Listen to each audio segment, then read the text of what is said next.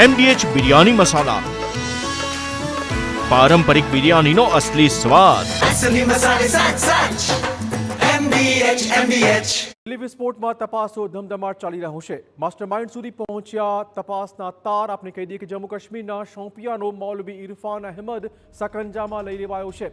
ડોક્ટર્સના દિમાગમાં ઇરફાને જ ઝેર ભર્યાની આશંકા છે. ફરીદાબાદમાં આતંકની ફેક્ટરી બનાવવા તેનો પ્રયત્ન હતો. ડોક્ટર્સ અને મેડિકલના વિદ્યાર્થીનું તે બ્રેઇન વોશ કરતો રહ્યો. ફરીદાબાદમાં હથિયારો અને વિસ્ફોટકોનો મોટો જથ્થો પકડી પડાયો અને તે જ દિવસે દિલ્હીમાં ભયંકર વિસ્ફોટ કરી નંખાયો. સમગ્ર મામલે તપાસના તાર જમ્મુ કાશ્મીર સુધી પહોંચ્યા. જમ્મુ કાશ્મીર પોલીસ દ્વારા 7 લોકોની ધરપકડ કરાઈ છે, જેમાં શોપિયાનો મૌલવી ઇરફાન અહેમદ પણ સામેલ છે. સૂત્રોની વાત માની લઈએ તો એ જ ઇરફાન છે જેને ડોક્ટર્સનું બ્રેઇન વોશ કર્યું હતું અને આ પ્રકારની પ્રવૃત્તિમાં ઉશ્કેર્યા હતા.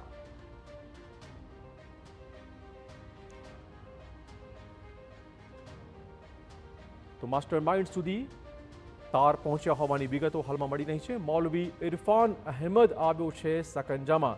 આ એ જ મૌલવી હોઈ શકે છે જેણે તબીબોને અને મેડિકલના સ્ટુડન્ટને આ કાર્ય માટે બ્રેઇન વોશ કર્યું, ઉશ્કેર્યા હતા. ડોક્ટર્સના દિમાગમાં તેણે જ ઝેર ભેળવ્યું હતું.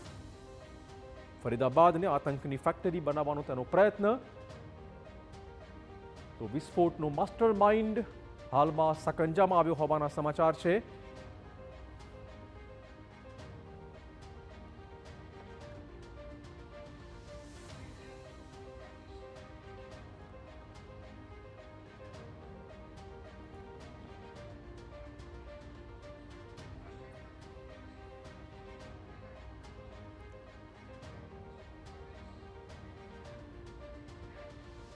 અને હવે આપણે બતાવીશું, જણાવીશું કેવી રીતે આ માસ્ટર માઇન્ડ પકડાયો અને તેણે કેવી રીતે તબીબોનું બ્રેઇન વોશ કર્યું હતું. આપણે કહી દઈએ કે ફરીદાબાદ મોડ્યુલ પાછળ મૌલવી ઇરફાન અહેમદનું જ મગજ હોવાનો ખુલાસો થઈ ગયો છે. આ એ જ મૌલવી છે જેણે બ્રેઇન વોશ કર્યું હતું, ઉશ્કેર્યા હતા.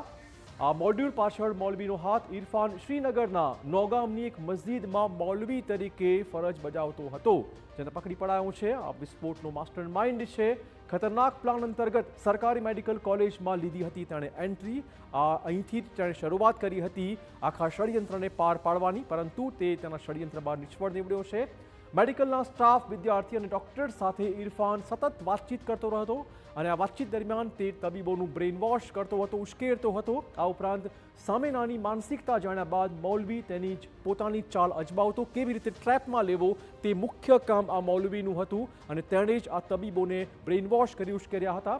લોકોનું બ્રેઇન વોશ કરી જેહાદનું તેમાં દિમાગમાં ઝેર ભરતો હતો અને તેમાં જ આવી ગયા હતા કેટલાક ડોક્ટર્સ અને તેમણે આ અંજામ આપ્યો છે. આપણે કહી દઈએ કે ઇરફાન અહેમદ જૈશે મોહમ્મદથી ખાસો પ્રભાવિત હોવાની જાણકારી પણ મળી રહી છે અને માટે જ તેનું દિમાગ એ દિશામાં ચાલતું હતું. વિદ્યાર્થીઓને જૈશના વિડીયો બતાવીને તેને ઉશ્કેરતો હતો આવા કામ કરવા માટે, આતંકમાં જોડાવા માટે. ટેલિગ્રામ અને સ્ટ્રીમા પર એકાઉન્ટ દ્વારા જૈશનો પ્રોપેગેન્ડા, એક એજન્ડા તે ફેલાવતો હતો. કેવી રીતે બ્રેઇન વોશ થયું હતું આ તમામ પ્રકારની જાણકારી આપણે આપી રહ્યા છે. અફઘાનિસ્તાનના કેટલાક લોકો સાથે VOIPથી સંપર્કમાં હોવાની પણ પૂરેપૂરી આશંકા છે. અફઘાનિસ્તાન સુધી પણ કનેક્શન હોઈ શકે છે. ટૂંકમાં વિદેશી કનેક્શનની હાલમાં તપાસ ચાલી રહી છે. ફરીદાબાદની મેડિકલ કોલેજમાં નવા મોડ્યુલનો ઇરફાને પાયો નાખ્યો. ટૂંકમાં ફરીદાબાદને તે આતંકનું એપિસેન્ટર બનવા માંગતો હતો.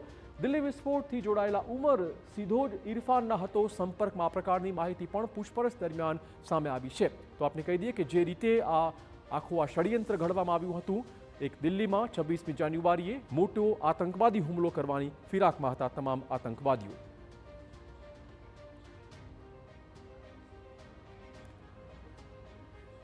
MDH કિચન કિંગ મસાલા રસોડામાં હોય તો આપણે કંઈ પણ બનાવી શકીએ છીએ. રીંગણાનો ઓળો, બટેટા ફુલાવર, ભીંડી મસાલા અને બીજું ઘણું બધું. MDH